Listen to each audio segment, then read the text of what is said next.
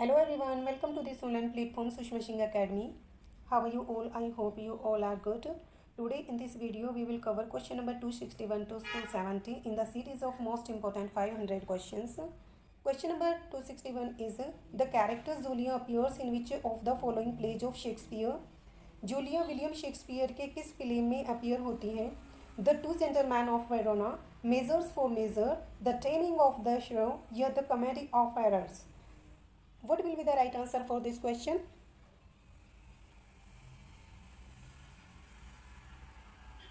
Right answer is The Two Gentlemen of Verona. The character Julia appears in the play of William Shakespeare, The Two Gentlemen of Verona. It is an early play in 5 acts.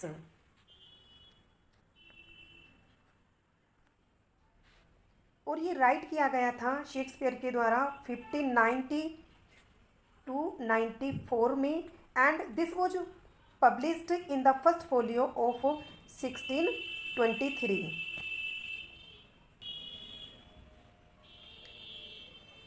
It is the first of his plays in which a heroine dresses as a boy.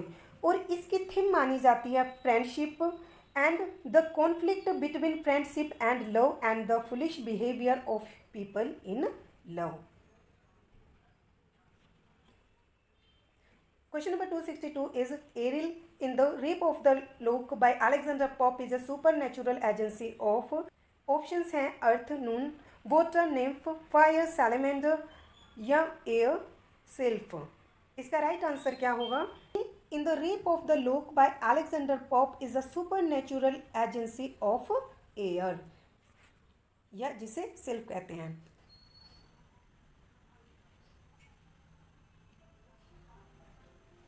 Question number 263 is who is the author of the essay Leo Tolstoy and the Fool? Leo Tolstoy and Fool essay के author कौन हैं? Aldous Huxley, George Orwell, Virginia Woolf या Somerset मोगम? इसका right answer क्या होगा?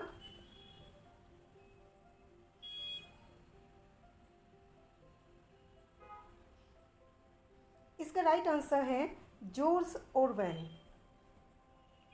Leo Tolstoy and the Fool is an essay by George Orwell and it was inspired by a critical essay on Shakespeare by Leo Tolstoy and was first published in March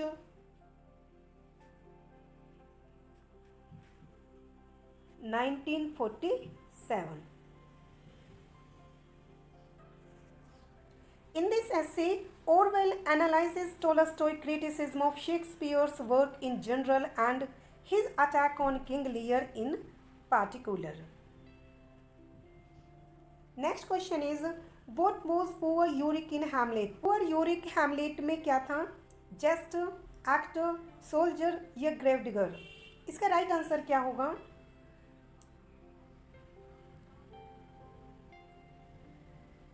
Poor Yorick in the play Hamlet was a jester.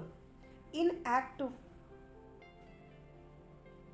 5, Scene 1.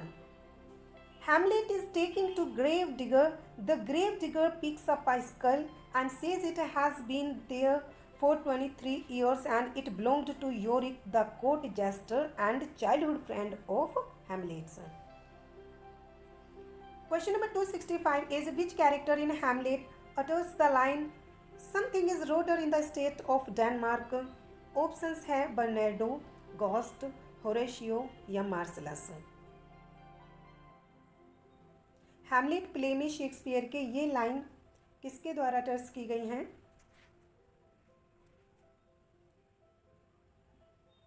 The line something is rotter in the state of Denmark is spoken by Marcellus in Act 1, Scene 4.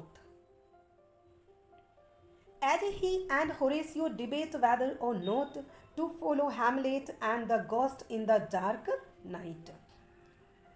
Question number 266 is in Milton there is always an appearance of effort.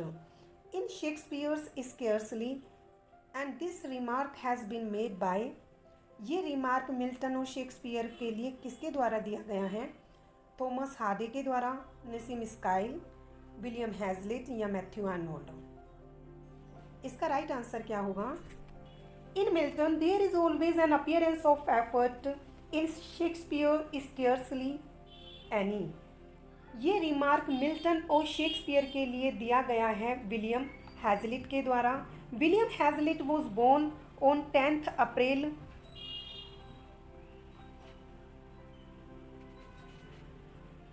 1778 in England.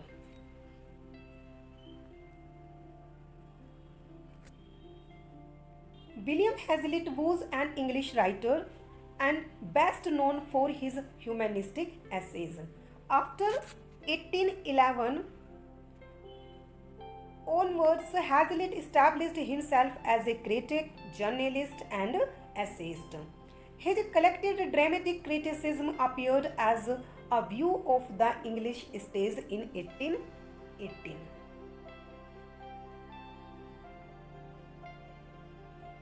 Question number 267 is, who overcomes by force hath overcome but half his foe? The line occur in options have Venus and Adonis, Paradise Lost, Tinton Abbey या क्रिस्टेबल। इसका right answer क्या होगा? By force hath overcome but half his foe. Lines occurred in John Milton Paradise Lost.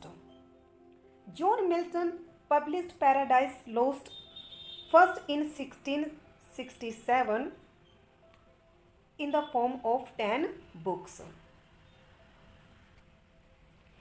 In the first book we find who overcomes by force hath overcome but half his foe in 648th line. Question number 268 is, in which poems has Wordsworth described the different moods of nature?